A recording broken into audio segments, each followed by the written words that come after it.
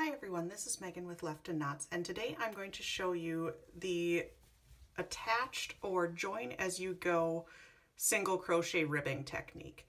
It's a technique that I use a lot in top-down hats, mittens, I've even used it on ear warmers, and it's a really nice way to embellish pieces with a ribbed edging at the end of a project instead of starting with it. You can start with this type of ribbing too, as I've done in this pattern here, the Snowdrops ear warmer.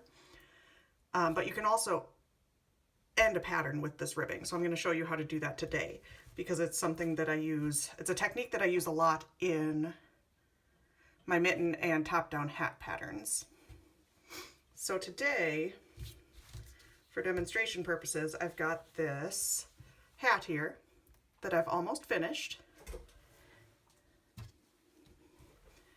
And we need to add the ribbing to the bottom of it. So I started at the top, I've worked my way down, and now I'm going to add the ribbing. And I attach it as I go. So it's convenient because there's no sewing or seaming. So use whatever yarn your project calls for.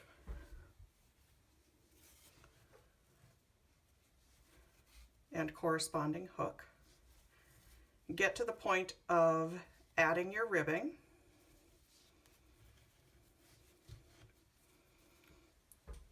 So here, this is the last round of my hat pattern before I'm going to add my ribbing.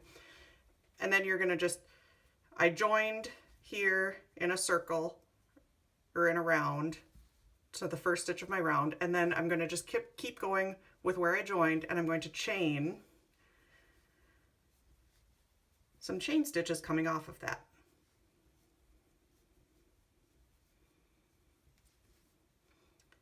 However long you want your ribbing to be, you're going to chain that number and then add another chain stitch as you're turning chain.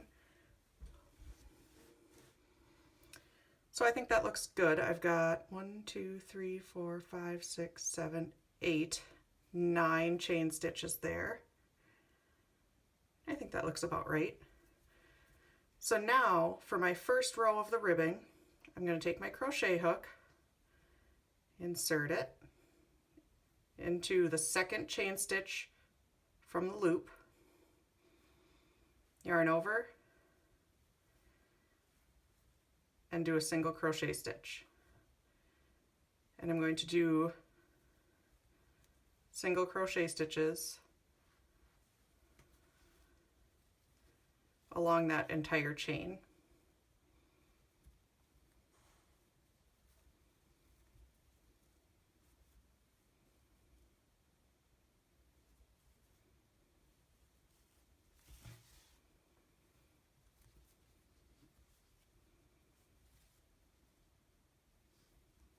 Just as you would work normally into a starting chain on another project.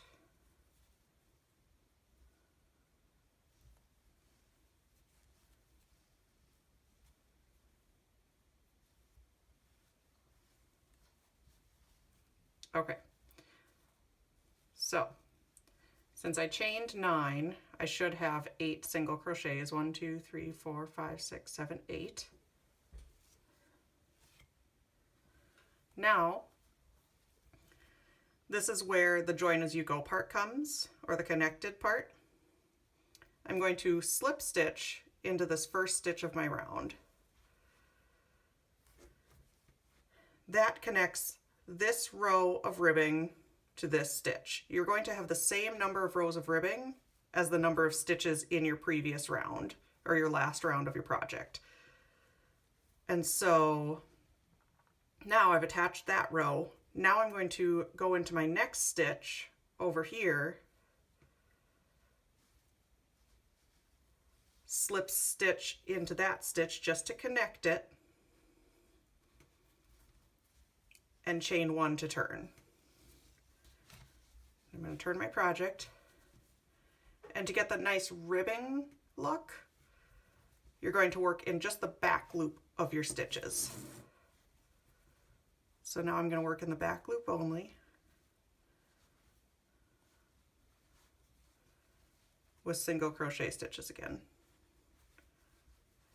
This can be done with other stitches. You can do this with half double crochet or even slip stitches. I like the look of single crochet personally, but you can play around with that. So again, you had the chain one to turn, and then you're going to do 1 single crochet in each stitch from your previous row. So you're going to have 8 single crochet stitches to work into. So now I'm to the end of that row of ribbing. So now I'll chain 1 and turn, just like I normally would if I was working in rows. And turn my project. And again, I'm going to work in the back loops of my stitches going down the next way.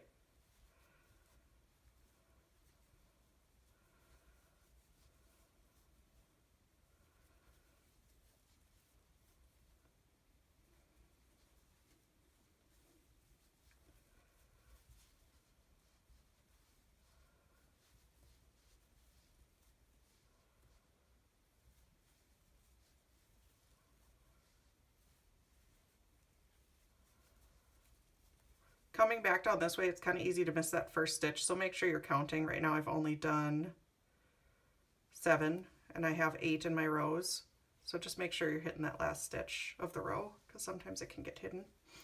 And now you're back to the point of slip stitching. So you slip stitched into this first stitch and this second stitch of your last round of the hat. Now you're going to go into the 3rd and 4th stitch. Don't make the mistake of slip stitching into the stitch that you previously slip stitched into, that second one of the round in this case. If you do that, you're going to get a ruffly border. If you feel like your border is starting to ruffle, that just means you're doing too many rows of border. So you're likely slip stitching back into those spaces you've already slip stitched into. So I'm going to go into the 3rd stitch of my round here, slip stitch to connect the 3rd row of ribbing, and then I'll slip stitch into the 4th stitch of that round and chain 1 to start my 4th row of ribbing. So I'm going to keep crocheting around the entire border of this hat to finish this ribbed brim, and I'll come back and show you how to seam these together when you reach your beginning again. So now would be a good time to pause and work on your project, and then I will come back and show you how to finish it.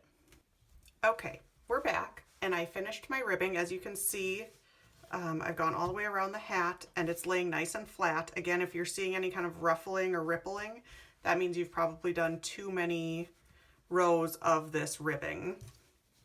So just check to make sure that you're slip stitching into the right spaces. Now I'm going to show you how to seam this together. I've got my project wrong side out or inside out, and I'm going to go back to my first row of ribbing here. And this was Carrot Cakes yarn, so conveniently it changed colors so it's easier for you guys to see. And I am going to insert my hook into the back loop of that first row, and I'm going to grab the loop from my last row of ribbing and pull it through. And then I always just like to chain 1 because it secures it a little bit, and I pull that pretty tight because you're not looking for height, you're just kind of connecting it there. And now I'm going to work in the back loops of each row, the first and the last row, with slip stitches. Not super tight slip stitches, about the same tension as you were crocheting your single crochet stitches, because this is just going to seam these 2 rows together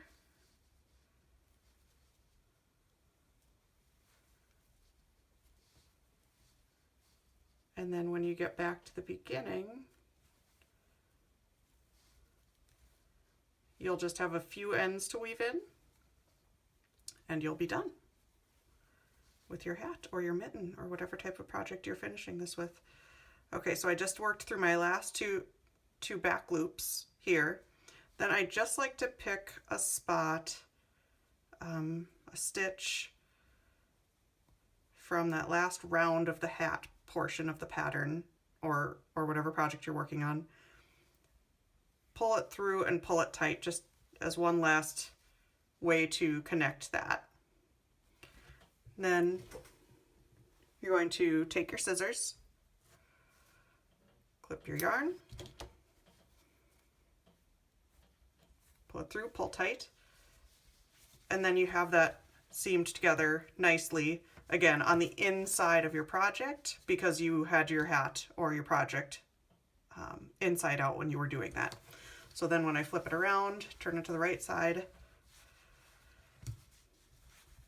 it looks nicely seamed together and it's kind of hidden. I mean, with this you can tell because the yarn just started to change color with Caron Cakes, but if you were working with a solid color, that seam would be nice and hidden. And then your project has an attached ribbed brim. And I love this finishing. It just looks so nice. And it's a great way to take your projects up a notch, and it's a lot easier to do than it looks. So I hope you give it a try. This pattern that I've been working on is called the Snowdrops Slouch Hat. I've got a whole Snowdrops collection on my blog. And then I also, like I said, use this technique for a lot of my hats and mittens. You can find all of my free patterns on my blog, www.leftandknots.com. And I also have other photo and video tutorials for you there as well.